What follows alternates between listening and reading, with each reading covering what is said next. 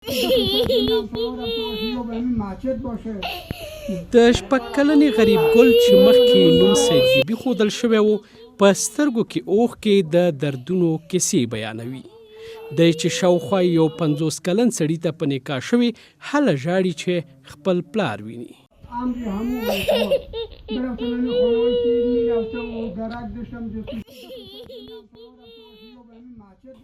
خو د سید بیبي د ژړا دې غږ د ښځو د حقونو د فعالانو غوسه راوپاروله. ان تر دې چې کله یې پلار غوښتل دی ونازوي، قهرجنو ښځو د ولایت د استناف د څارنوالۍ په انګړ کې د سید بیبي پلار او سید کریم دواړه ووهل. دوی چې حکومت او عدلي او قضایي ارګانونه د ښځو په وړاندې د تاوتریخوالي د مبارزې په برخه کې په بې پامۍ تورنوي وایي که چیرې د ښځو دوسیې په جدي ډول ونه څېړل شي د دولتي ادارو دروازې به وتړي او خپله به لاس په کار شي. دولت اقدام نکنه به این قضایا، رسیدگی کامل نداشته باشه، ما زنها همه دست به یک دست شده، مکمل دروازه از دوایر دولتی بسته میشه، ما خودمون میتونیم که حق ما رو بگیریم. این میشه اون کسی که تو به رأس قرار داری، تو فکر کن اگه دختر تو در این حالت باشه تو چی میتونی؟ آیا تو همین وجدان تو تحمل میکنه که دختر تو در این وضعیت باشه؟ دیگر هیچ تاب و تحملی به خانم های ولایت غور نمانده و اصلا و یک دختر 6 ساله به نکاح یک مرد 80 ساله در آورده میشه و دولت تا امروز هیچ عاملین این قضایا را نی شناسایی کردن و نی هم پیگیری کردن. په ورته وخت کې د غور ولایت د ښځو رئیسه معصومه انوري وایي دغه ښځو هغه مهال یاد کسان ووهل چې کله پوه شول چې له دغې شپږ کلنې نجلۍ سره د یو سپین ږیري سړي نکاح ته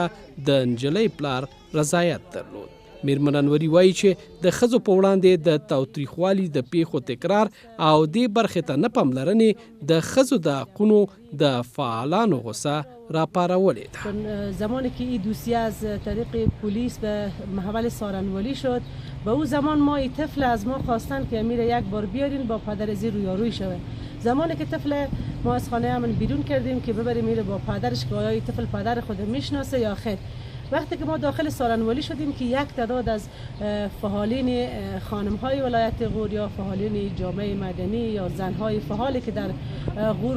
اونا فعالیت داشتن چون از این قضیه خبر شده بودن. بلخوا د غور د استناف په څارنوالۍ کې د ښځو په وړاندې د تاوتریخوالي د برخې څارنواله وایي چې د دې کسانو دوسیې دوی ته رسیدلي او په جدیت سره به یې وڅېړي. خب دوسیه نسبتی غریب گل امروز به سارنوالی من خشونت علیه زنان آمد و همچنان آقای عبدالقادر و عبدالکریم. عبدالقادر پدر غریب گل می باشه و عبدالکریم کسی که به نکاح خود آورده بود فعلا تحت نظارت هستند و همچنان در به زودی فرصت به بوس معرفی خواهد شدند و مطابق ماده 28 قانون من خشونت کسی که زن را زیر سن قانونی به نکاح خود در بیاره و ماده 71 قانون مدنی افغانستان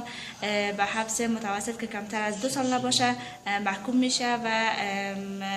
کسانی هم که عاملین در این قضیه باشن همچنان زیدخل باشن به نحو در این قضیه مطابق به قانون اجرات صورت خواهد گرفت. د ښځو د حقونو د فعالین لخوا وهل شوی عبدالقادر د هرات ولایت د اوبې ولسوالۍ د دشت کهر اوسیدونکی دی چې شاوخوا 2 میاشتې مخکې خپله 6 کلنه لور د یوې وزې، یوې بورۍ وریجو، یوې بوشکې غوړیو او لږ چایو او خوږې په بدل کې یو عمر خوړلي سړي ته چې له 50 کلونو عمر ډیر دی په نکاح کړه.